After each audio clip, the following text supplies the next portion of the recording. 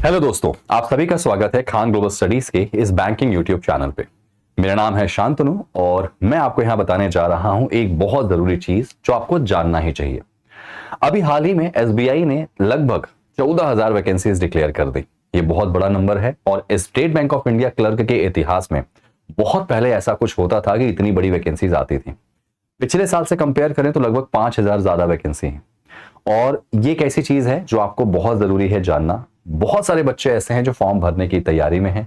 बहुत सारे बच्चों के मन में सवाल है कि क्या हमारे पास 2 महीने बचे हैं, क्योंकि फरवरी मार्च में इसका पेपर हो जाएगा प्रीलिम्स का। क्या इस 2-3 महीने में या 2-2.5 महीने में हमारा एग्जाम क्लियर हो सकता है? बहुत बड़ा क्वेश्चन। और अगर हो सकता है तो उसके लिए कुछ तो अलग करना पड़ेगा। तो क्या अलग करना पड़ेगा? मैं आप सभी से रिक्वेस्ट करूंगा कि इस वीडियो को लास्ट तक देखिएगा और आपके हर एक सवाल का जवाब यहां मिल जाएगा जो आपके दिमाग में चल रहा है। ठीक है, इस वीडियो का जो मेन मुद्दा मुझे आपको बताना है कि इस 2 महीने में क्या ऐसा करें कि आप एग्जाम में बैठने लायक हो जाएंगे। बैठने लायक मतलब आप आसानी से प्रश्नों को बनाएंगे और अगर आपने थोड़ी सी मेहनत ज्यादा कर ली तो आप एग्जाम भी क्लियर कर लेंगे। तो चलिए इस वीडियो को शुरू करते हैं बिना समय यहां पे गंवाए हुए। सबसे पहले आपको ध्यान रखना है, कोई भी एग्जाम आता है, ठीक है, और अगर वो एग्जाम बड़ा है तो भारत में एक स्पेशल चीज देखी जाती है कि कोई भी बड़ी वैकेंसी आ जाएगी, है ना। कोई भी बड़ी वैकेंसी अगर आ जाए, कोई भी बड़ी वैकेंसी, तो हमारे यहां क्या होता है बेटा, सभी लोग इसका फॉर्म भरते हैं। मैक्सिमम लोग इसका फॉर्म भरते हैं। मैक्सिमम पब्लिक जो है या मैक्सिमम स्टूडेंट जो है वो इसका फॉर्म भरते हैं। ठीक है, मैक्सिमम स्टूडेंट्स इसका फॉर्म भरते हैं। अब मैंने शायद अपनी रेगुलर क्लासेस में भी बताया हुआ है ये चीज कि आप सभी को करना क्या है। जैसे एग्जांपल बताता हूं मैं, मान लीजिए 15 लाख फॉर्म भरे गए, है ना। मान लीजिए 15 लाख फॉर्म भरे गए, कि एग्जांपल बता रहा हूं, एक डेटा कंफर्म नहीं है, एक अजम्पशन बेस्ड डेटा है। इस 15 लाख में से ना, याद रखिएगा, जो फॉर्म भरेंगे उसमें से 2 से 3 लाख लोग ऐसे होंगे जो मेरे ख्याल से फॉर्म भर देंगे क्योंकि घर वालों ने बोला है।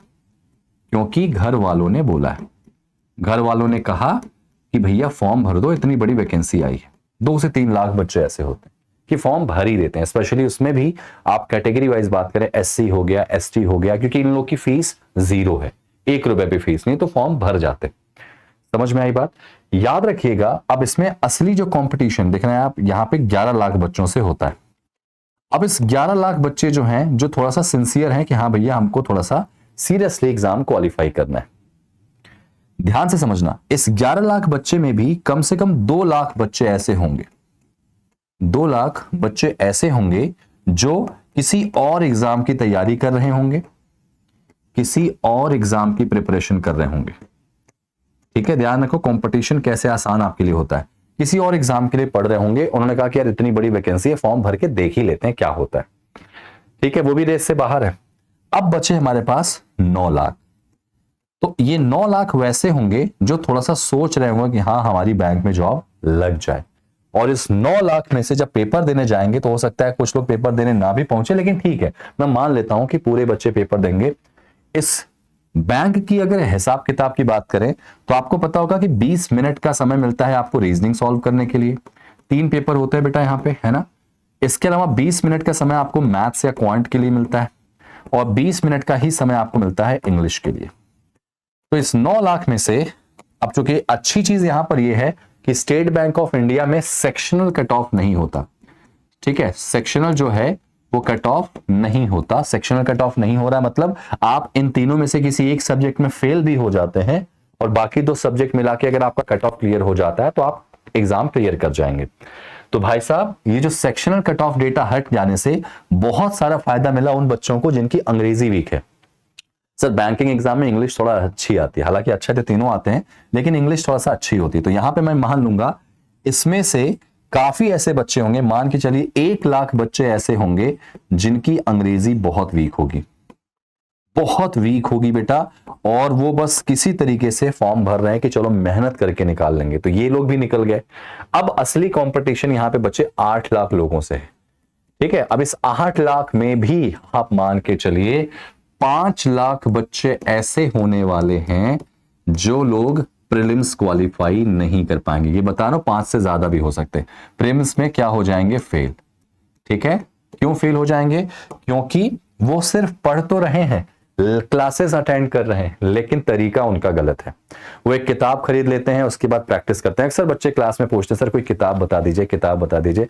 सर किताब बता देंगे, आप किताब खरीद लोगे और लग जाओगे पढ़ने। सर वो तरीका ही गलत है। एग्जाम जब ऑनलाइन देना है तो ऑफलाइन तैयारी क्यों करना? आप किताब लेके क्यों बैठते हो? आपको मॉक टेस्ट लगाना है। समझ में आई बात? किताब से अगर पढ़ते रह गए ना तो ये तो वही बात हो जाएगी कि खेलना लॉर्ड्स के मैदान में है और तुम प्रैक्टिस गली क्रिकेट की कर रहे हो। तुम्हें देना एग्जाम ऑनलाइन है, लेकिन तुम प्रैक्टिस किसकी कर रहे हो बेटा? आप प्रैक्टिस कर रहे हो ऑफलाइन की, यानी किताब से कर रहे हो। तो पहली बात, यहाँ पे प्रीलिम्स में फेल होने वाले जो लोग होंगे, ये क्यों फेल होंगे? जस्ट बिकॉज ऑफ एक रीजन मैंने आपको बता दिया, और दूसरा रीजन उनकी स्पीड बहुत क्या होगी? स्लो होगी। स्पीड स्लो होगी तो वो क्वेश्चन ही नहीं कर पाएंगे। और स्पीड स्लो क्यों होगी? क्योंकि किताब से जब आप कोई क्वेश्चन सॉल्व करते हो ना तो आपका टाइम ज्यादा नहीं लगता है, कम टाइम में आप सॉल्व कर लोगे। वही क्वेश्चन अगर आपको मैं किसी कंप्यूटर स्क्रीन पे दूं तो आपको टाइम लगेगा। क्यों? क्योंकि आप क्वेश्चन को ऊपर देख के नीचे सॉल्व करोगे, उसके बाद फिर उसको उठाओगे, उठाने के बाद फिर क्या करोगे बेटा? आप उसको सिंपल सी चीज है कि आप जब उसको उठाओगे तो माउस पकड़ोगे, माउस पकड़ने के बाद जाके क्लिक करोगे। तो ये टाइम जो जा रहा ना, ये टाइम आपको बचाना यहां पर है। कोशिश करना है कि आपको ये चीजें समझ के पूरी पूरी यहां पे लेके चलनी है। समझ में आई बात? आगे बढ़ते हैं जरा सा इस कहानी में। आगे किस तरफ अगर हम बढ़ते हैं बेटा, तो एक और चीज जो आपको ध्यान रखना, तो ये लोग हमारे जो निकल गए, अब बचे हमारे पास 3 लाख। ये 3 लाख वो होंगे जो पिछले 1 साल से तैयारियों में लगे होंगे, और उस 3 लाख लोगों को बहुत अच्छी प्रिपरेशन होगी, पिछले 1 साल से लगे होंगे, एसबीआई क्लर्क का वेट कर रहे होंगे, अच्छे नंबर आ रहे होंगे। हो सकता है पिछले साल उन्होंने 2-4 एग्जाम निकाले भी हों। तो असली लड़ाई किससे है? 3 लाख से। तो पहले तो दिमाग से निकाल दो कि तुम्हारा सिलेक्शन नहीं होगा, तुमको इस 3 लाख में आना है। अब कैसे करना है 3 लाख में आने के लिए अपने आप को, वो ध्यान से देखो। आप फॉर्म जब भरते हैं ना, सबसे पहले ध्यान रखना कि जब आप फॉर्म फिल करते हैं, ठीक है, फॉर्म फिल करते हैं बच्चों, तो फॉर्म फिल करते समय आप जो भी स्टेट से या जो भी स्टेट से फॉर्म भरते हैं, आप कोशिश करिए कि जिस स्टेट से फॉर्म भरते हैं, देखो शुरू से बता रहा हूं समझना, जो भी स्टेट आप चुनते हैं आप चेक कर लेना कि वो स्टेट की लोकल लैंग्वेज आपको पता है कि नहीं। लोकल लैंग्वेज आपको पता होनी चाहिए, नहीं तो आपको पीआरटी टेस्ट देना पड़ेगा। पीआरटी टेस्ट मतलब होता है आपको क्या देना पड़ेगा? पीआरटी कह रहा हूं, माफी चाहूंगा, एलपीटी देना पड़ेगा, लैंग्वेज प्रोफिशिएंसी टेस्ट। उस राज्य की भाषा आपको पता है कि नहीं, उसके लिए आपका एक टेस्ट होता है। अगर आप अपने लोकल स्टेट में है तो आपको ऐसा कुछ नहीं करना पड़ेगा। सर ध्यान रखिएगा, जब स्टेट आप चुनेंगे है ना, तो स्टेट जब भी चुने तो उसका आप लास्ट ईयर कट ऑफ जरूर देखिएगा कि उस राज्य का लास्ट ईयर का प्रीलिम्स का कट ऑफ कितना गया था, उस लास्ट ईयर उसका कट ऑफ कितना गया था, पहली चीज। अब आपने मान लो सपोज यूपी से फॉर्म भरा, एग्जांपल ले लेता हूं मैं, आपने फॉर्म कहां से भरा? उत्तर प्रदेश से, और उत्तर प्रदेश का जो कट ऑफ पिछले साल मान लीजिए 67.25 गया था, किसका? जनरल का। अलग अलग कैटेगरी का है भाई, अपनी कैटेगरी का कट ऑफ देख लेना, सब गूगल पे अवेलेबल है, मिल जाएगा। ठीक है, कट ऑफ आप देख लेना। कट ऑफ आपने देखिया 67.25 है, तो इसका मतलब ये मान के चलिए 67.25 तब था जब लगभग 8000 वैकेंसी थी पिछले साल। उस राज्य में कितनी वैकेंसी थी मुझे नहीं पता, हर राज्य में अलग अलग वैकेंसी होती। अगर 8000 पे इतना कट ऑफ गया है तो इस साल आप मान के चलेंगे आपका जो कट ऑफ होगा, मान के चलिए 5 नंबर प्लस या माइनस आपका हो सकता है। जो कट ऑफ होगा वो इसी नंबर के 5 आगे या 5 पीछे का होगा, लेकिन हम टारगेट करेंगे कितने का बेटा? 10 आगे पीछे का। पीछे का तो नहीं, आगे का ही चेक करेंगे, 10 प्लस करेंगे, यानी हम तैयारी करेंगे 67 से 77 की। आप उस राज्य का जिस भी रास्ते फॉर्म भरें, ये चीज जरूर चेक कर लीजिएगा। देखो आपको शुरू से स्ट्रैटेजी बता रहा हूं, 2 महीने में एग्जाम कैसे निकालोगे। क्लियर हो गया? आगे सुनिएगा। अब जब आपने देख लिया, हालांकि सेक्शनल कट ऑफ नहीं है, मान लीजिए 67 का 10 प्लस करेंगे तो 77 आता है। अब अपने राज्य के हिसाब से इसको आप टैली कर लीजिएगा। 77 मार्क्स आपको लाना है, आपका टारगेट ये, तो 77 पन्ने पे लिखो और दीवार पे चिपका दो, यही करना है। फिर आप मॉक टेस्ट, कोई भी मॉक टेस्ट आप जो प्रैक्टिस करते हो वो आप जरूर उठाओ और उस मॉक टेस्ट को लगाओ। ठीक है, मॉक टेस्ट में आपका स्कोर जो है, याद रखना ये अटेम्प्ट नहीं है, ये स्कोर होना चाहिए, इतना स्कोर होना चाहिए। और ये स्कोर तभी होगा जब आपका अटेम्प्ट 85 प्लस होगा, 85 प्लस, और उसके लिए आपको टॉपिक अच्छे से पढ़ना होना चाहिए। ठीक है, तो ये आपका टारगेट होना ही होना चाहिए।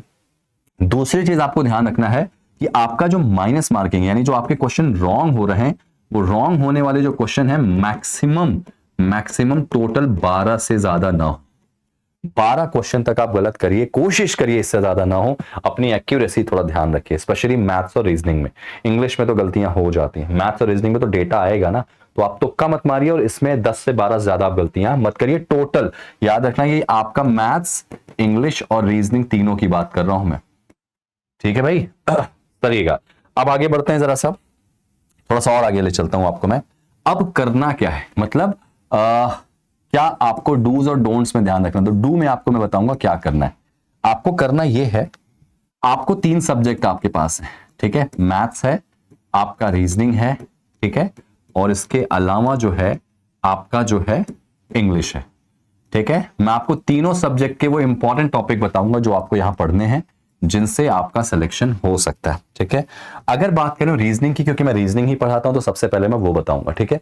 रीजनिंग की बात करेंगे तो सबसे पहले रीजनिंग में आपको पजल्स और सिटिंग अरेंजमेंट पढ़ना है, प्लस सिटिंग, क्योंकि इस टॉपिक से आप 20 क्वेश्चन तक अटेंड कर लेंगे।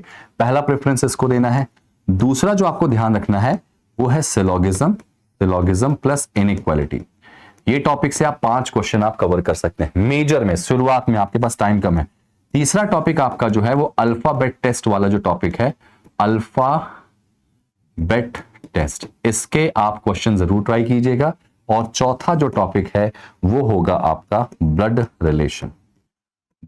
रिलेशन यानी रक्त संबंध। सर आपको ये 4 टॉपिक पढ़ने रीजनिंग के लिए, इतना तो आप कर सकते हैं। अगर बात करें मैथ्स की, तो मैथ्स में बेटा सिंप्लीफिकेशन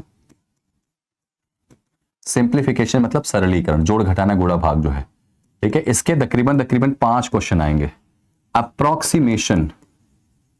अप्रोक्सीमेशन जो लगभग वाले क्वेश्चन होते हैं वो, सीरीज, नंबर सीरीज जो आती है वो, और डीआई।